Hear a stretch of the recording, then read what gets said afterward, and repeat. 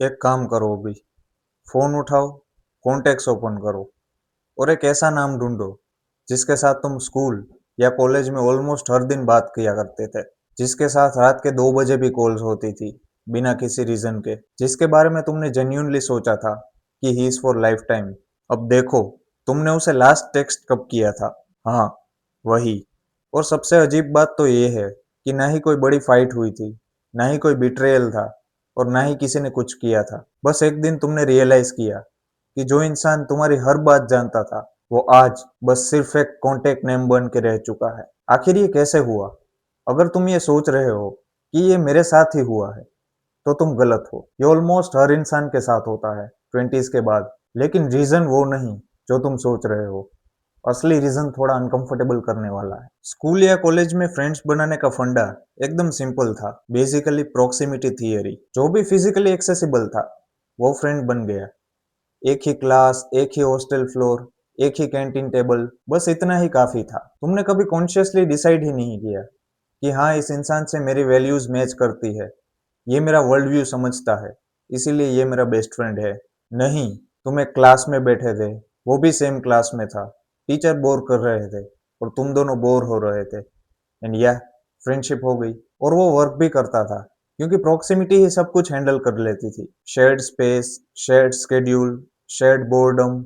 Glue वो था, तुम दोनों नहीं। लेकिन जब वो प्रॉक्सिमिटी रिमूव होती है, अलग सिटी, अलग जॉब, अलग लाइव्स, तो फ्रेंडशिप को सडनली अपने पांव पर खड़ा होना पड़ता है। और तब पता चलता है कि उस शेयर्ड स्पेस के अलावा तुम्हारे बीच में एक्चुअली कुछ था भी या नहीं। कभी कभी बहुत था और कभी कभी नहीं था, और दोनों आंसर से ऑनेस्ट हैं। लेकिन ये तो हो गया सीधा वाला रीजन, सबसे इजी वाला। असली चीज थोड़ी ज्यादा क्लोज टू होम है। 20s में एक अजीब चीज होती है जो कोई तुम्हें नहीं बताता। सडनली सबकी लाइफ अलग गियर्स में चल रही होती है।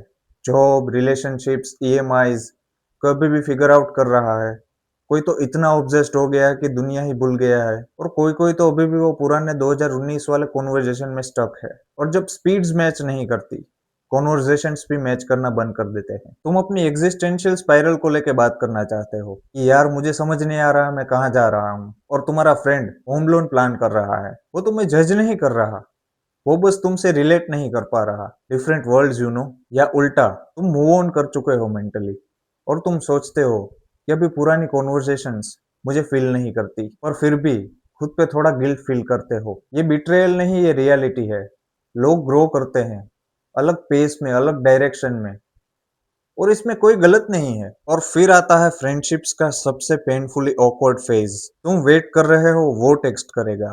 वो वेट कर रहा है, तुम टेक्स्ट करोगे। तुम दोनों की लास्ट बात 2.5 महीने पहले हुई थी, बट तुम दोनों यही सोचते हो कि वही टेक्स्ट नहीं करता। और एक दिन तुम उनका नाम टाइप करते हो, फिर डिलीट करते हो, फिर टाइप करते हो, फिर इंस्टाग्राम पे चले जाते हो, उनकी स्टोरी देखते हो, and problem is solved sort of. ये फनी लगता है, बट ये जेन्युइनली एक रियल पैटर्न है। एडल्ट फ्रेंडशिप्स में तुम्हें ये अक्सर देखने को मिलेगा कि एक इंसान ज्यादा एफर्ट कर रहा है और दूसरा ज्यादा रिसीव कर रहा है। दोनों को ये फील होता है, और इवेंचुअली जो इंसान ज्यादा एफर्ट करता है वो थक हार के छोड़ देता है, दूसरा भी नहीं करता। In the end, silence, without any reason, without any fight. और एक चीज जो ओपनली कोई नहीं बोलेगा बट फील हर कोई करेगा, 20s में फ्रेंडशिप्स के अंदर एक इनविजिबल कंपैरिजन आ जाती है। किसी का करियर सेट हो गया, किसी का रिलेशनशिप स्टेबल है, कौन मजे में है, कौन आगे निकल गया, ये सब। और जब तुम फील करते हो तुम पीछे हो, अनइंटेंशनली या इंटेंशनली,